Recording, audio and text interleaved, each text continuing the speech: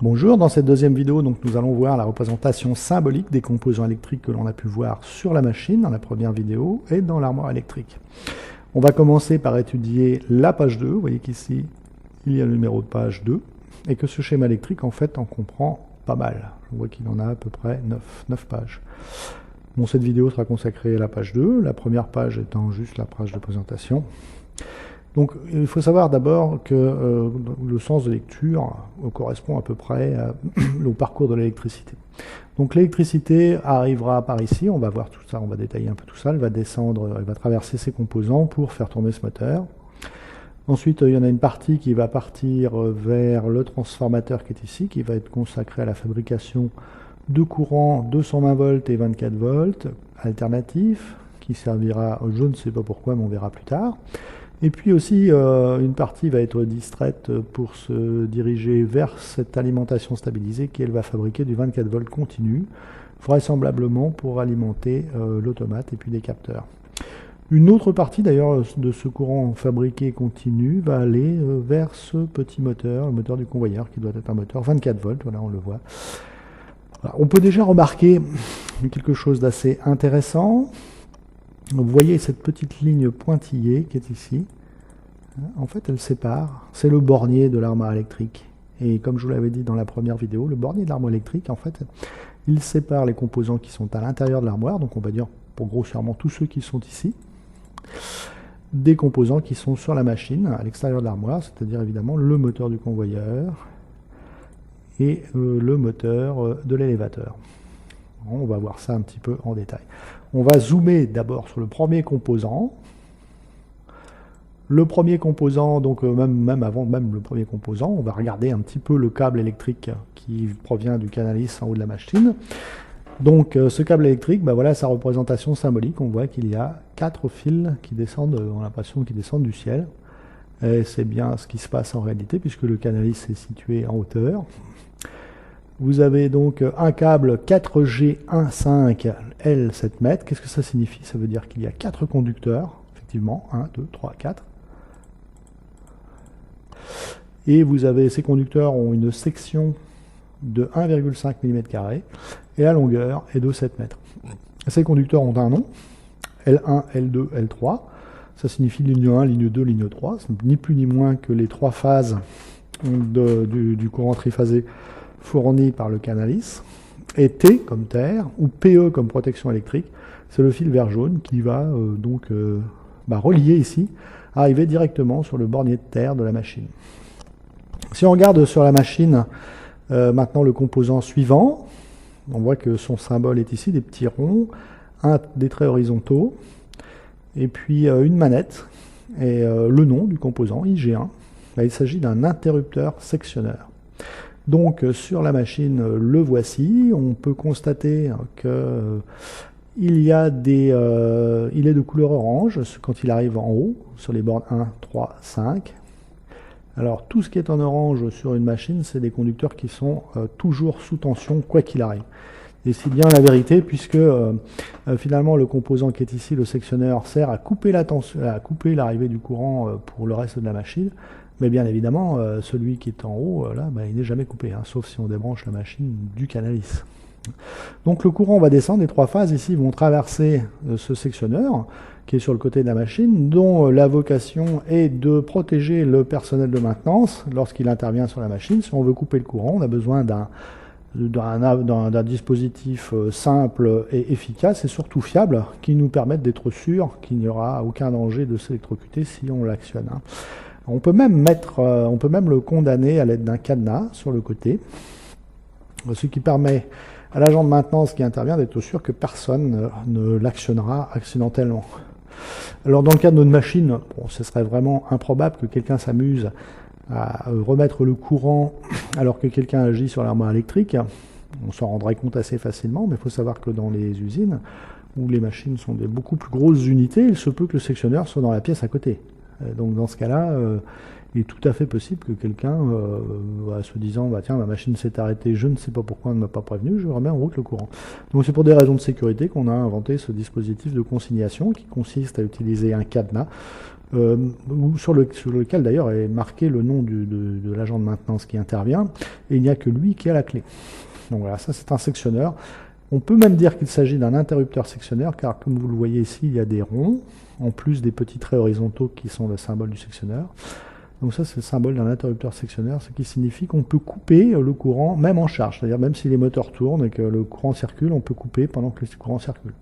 Si ce n'était que sectionneur, s'il n'y avait pas ces petits ronds ici, eh bien on ne pourrait pas le faire sous peine de faire des étincelles monumentales et des flashs qui vous brûleraient les yeux, voire même l'usine. Bon, ensuite on va s'intéresser au circuit qui alimente eh bien, finalement ce moteur. Hein. Donc on voit que le courant, pour arriver au moteur, va traverser toute une série de composants. Le premier d'entre eux, c'est un contacteur KM1. Donc le contacteur KM1 dans l'armoire électrique, en vrai, le voici. Hein, donc, tant qu'il ne sera pas fermé, eh bien, le courant ne passera pas vers le moteur. Alors c'est certainement un contacteur général qui est un contacteur lié à des dispositifs de sécurité, vraisemblablement. Je suppose que si on ouvre la porte de façon impromptue ou qu'on actionne un arrêt d'urgence, eh bien il va s'ouvrir. Alors on verra comment c'est géré tout ça sans doute dans le folio 3, où on trouvera des automates spécialisés dans la sécurité de la machine. Bref, continuons, supposons qu'il n'y ait pas de problème de sécurité. On voit que pour que le courant passe, il faut que le composant électrique DJ1 soit actionné. Donc, on peut constater qu'il s'agit d'un disjoncteur. C'est assez facile à deviner. Il porte le nom DJ1 d'abord. Et puis, deuxièmement, il a le symbole, enfin le symbole des bornes sur lesquelles le courant arrive. C'est un petit X, ce qui veut dire que c'est un disjoncteur. Alors, c'est un disjoncteur qui a deux fonctions. Alors, on voit ici, ça correspond à ces symboles qui sont ici. Donc, c'est une fonction de protection thermique. C'est-à-dire qu'il va protéger les enroulements du moteur au cas où celui-ci se bloquerait. Et donc protège des surintensités. Hein. Ce moteur, on voit que... Alors on va regarder hein, quand même. On voit que rien du tout. Hein. On ne sait pas combien il consomme. Est-ce que c'est marqué combien il consomme? Non, rien du tout. Il consomme certainement entre 1 et 1,6 ampères. Et au cas où cette intensité serait dépassée, hein, alors ça peut arriver par exemple quand le moteur se bloque, eh bien il va monter par exemple à 2 ou 3 ampères. Eh bien au bout d'un certain temps, ce dispositif qui est représenté par le symbole des petits carrés là, enfin des petits, comment dire, cette petite forme géométrique anguleuse, eh bien ça va déclencher. Donc ça va s'ouvrir et le moteur va s'arrêter.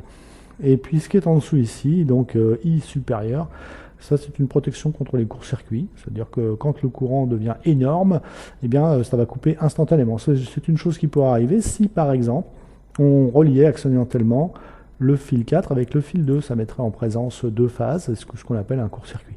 Alors ça peut arriver bien sûr lors d'une opération de maintenance, on remet mal les fils, on ne se rend pas compte de ce qu'on fait et puis donc ça arrive. Et les courts-circuits peuvent engendrer des flashs lumineux très importants qui pourraient occasionner des blessures graves, des brûlures, voire même mettre le feu à l'usine. Donc il vaut mieux quand même acheter un composant qui permet de protéger tout ça.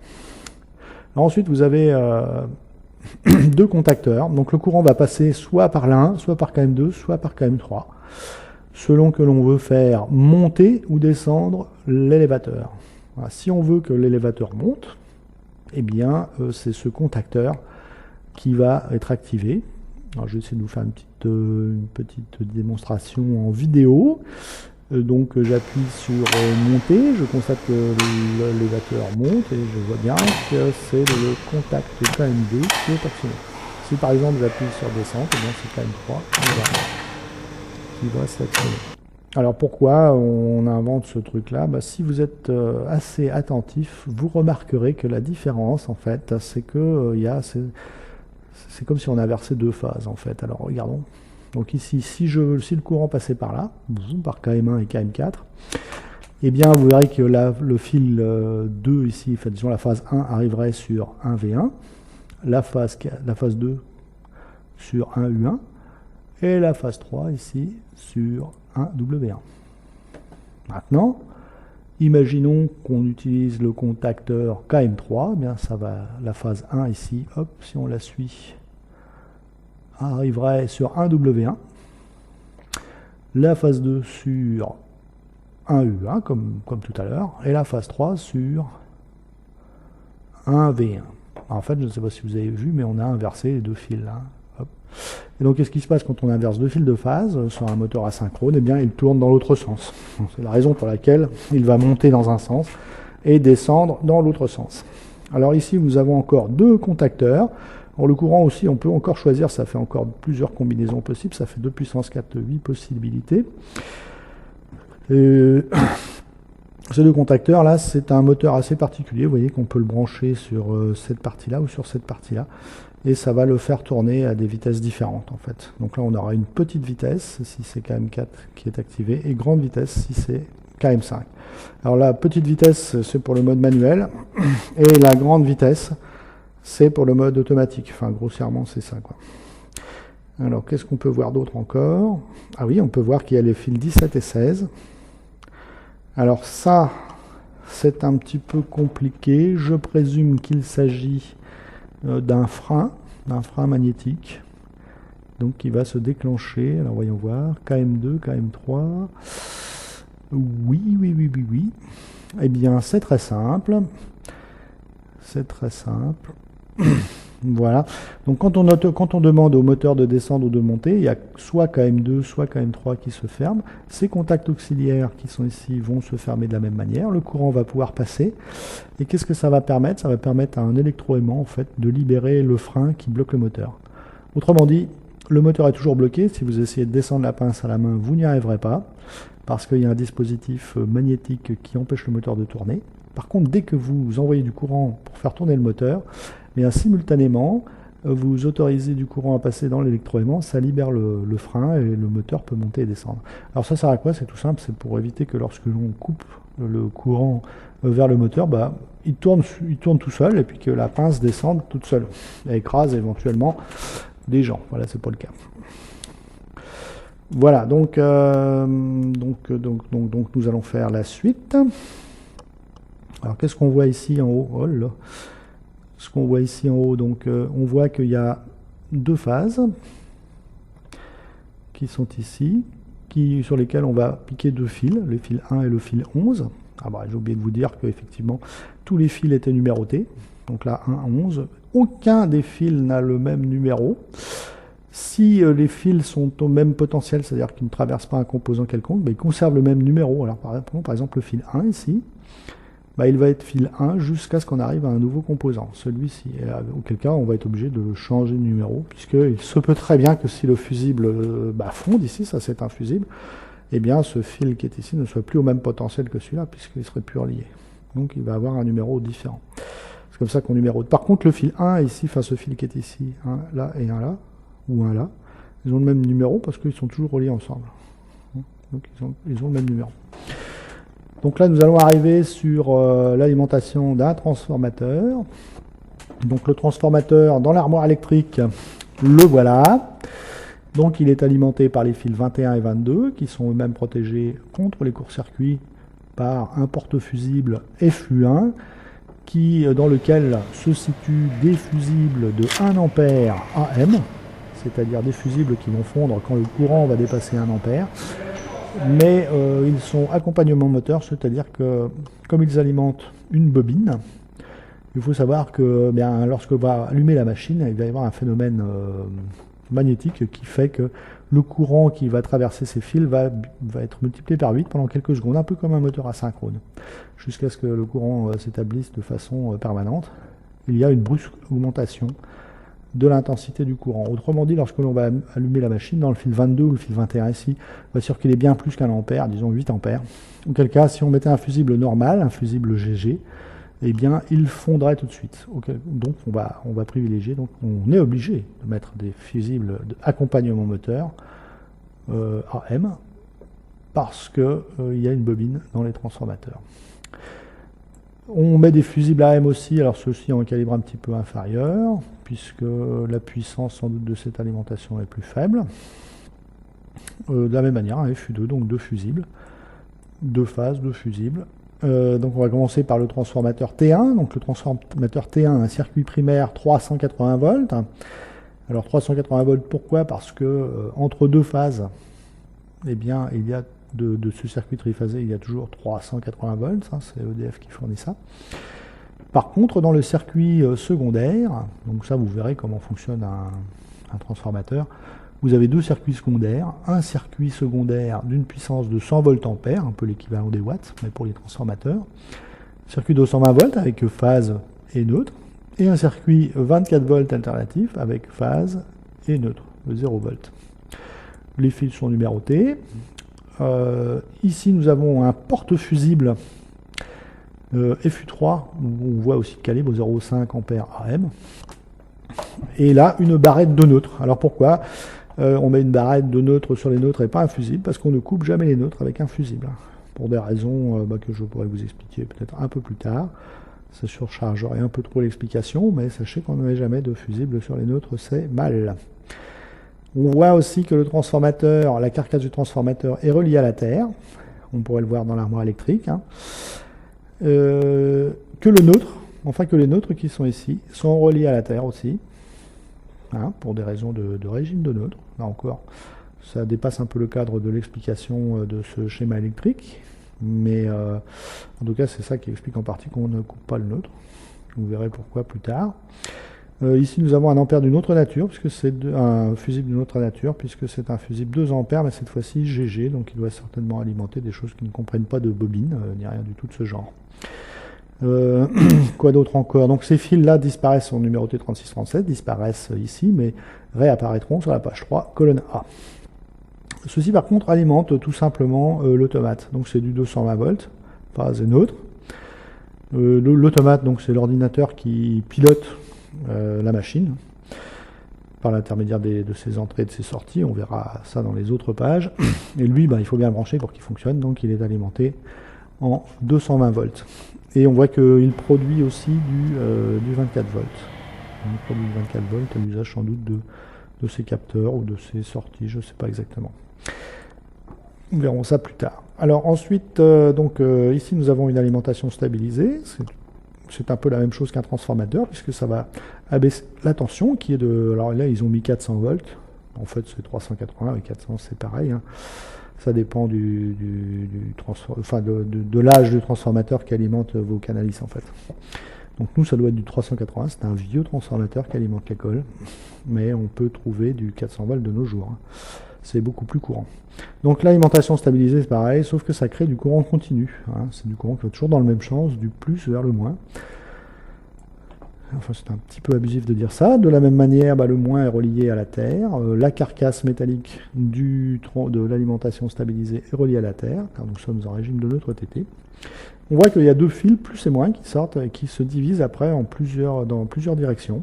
Alors, le symbole du petit point qu'on voit ici, on peut retrouver ici aussi, hein, c'est tout simplement une jonction. C'est-à-dire ici, le plus arrive et se sépare en trois parties. Donc il y a une partie du courant qui va aller par là, une partie du courant qui va aller par là, une partie du courant qui va aller par là. Hein, de cette manière. Et puis ici aussi. C'est un peu une prise multiple en fait les points. Eh bien, on va commencer par regarder la première partie. Donc le plus va arriver ici sur le fusible FU5, le moins aussi. Et ça va alimenter quoi? Le pupitre de la machine où il y a les boutons, poussoirs, etc. Donc ce sera du 24 volts continu, nos boutons poussoirs. Peut-être pas tous, mais voilà, alimentation du terminal dans le pupitre. Ou peut-être tout simplement aussi... après, il faudrait regarder le schéma électrique du pupitre pour savoir ce que ça alimente exactement. Le plus va aussi vers KM1. Donc on retrouve le fameux contacteur KM1 dont je pressentais qu'il s'agissait d'un contacteur de sécurité. C'est possible que ce soit le cas. Donc il interrompra, et si j'ouvrais la porte, je pense que celui-ci s'ouvrirait. PRV1, ça doit être le symbole d'un contact de sécurité aussi. Vous voyez que le plus et le moins vont aller sur la page 5, colonne G, pour alimenter les sorties automates. Et puis sur la page 4, on verra du plus et du moins qui vont alimenter les entrées automates. On verra ce que c'est plus tard. Et pour finir, une partie du circuit 24 volts continu, on va traverser les fusibles, FU8 cette fois-ci, pour alimenter quoi donc? Eh bien, un moteur, le moteur du convoyeur qui est ici. Donc on voit que c'est un moteur de 15 watts qui fonctionne en 24 volts continu, qui doit donc toujours tourner dans le même sens, qui est protégé par un composant RT1, on reconnaît le même symbole que celui du disjoncteur DG1, RT1 comme relais thermique, donc qui peut être utilisé pour des moteurs qui consomment entre 0,63 et 1 ampère. Alors je ne sais pas combien consomme le mien d'ampères, mais il faudrait faire le calcul, hein, puisque la puissance 15 watts est égale à la tension multipliée par l'intensité. Donc il faudrait faire, pour avoir l'intensité, 15 divisé par 24, je vous laisse faire le calcul, on doit quelque part arriver entre la fourchette de 0,63 et 1 ampère. Je serai prêt à le parier. Vous voyez qu'en plus d'avoir des numéros, les fils arrivent parfois sur des bornes d'un bornier. Donc c'est le bornier qui sépare les composants qui sont dans l'armoire électrique des composants qui sont sur la machine. Chacune de ces bornes porte un numéro. Donc celle-ci, c'est la borne qui appartient au bornier 1, emplacement 9. Et celle-ci, la borne qui appartient au bornier 1, emplacement 10. Et je suis prêt à parier que sur cette borne, il y a le fil 44. Donc le fil 44, hein, juste pour fixer les idées, il aura le même numéro jusqu'à ce qu'il arrive à un composant électrique, c'est-à-dire jusqu'à arriver à la borne 2 de RT1. On va donc retrouver le fil 44 à la fois en dessous du bornier BN1.9 et au-dessus aussi. BN1 79, 78. On va retrouver les fils 31 et 32. Et vous avez aussi les fils qui alimentent le moteur. Vous en avez 6 qui sont branchés sur le bornier 1, respectivement aux emplacements 1, 2, 3, 4, 5, 6. Voilà. Qu'est-ce qu'on a oublié de dire? Le circuit du moteur élévateur H07VK15. Le reste noir, rouge, voilà, dernier fil utilisé, borne sectionnable. Bon, ok. Alors H07VK, en fait, c'est une norme de désignation des câbles. Donc c'est en général les câbles noirs qui alimentent les machines. Je crois qu'on a à peu près tout vu sur cette page. Bon, je ne vais pas me rentrer plus dans le détail. Je crois qu'il y en a assez pour cette fois. Donc nous passerons à la page 2 dans la vidéo 3.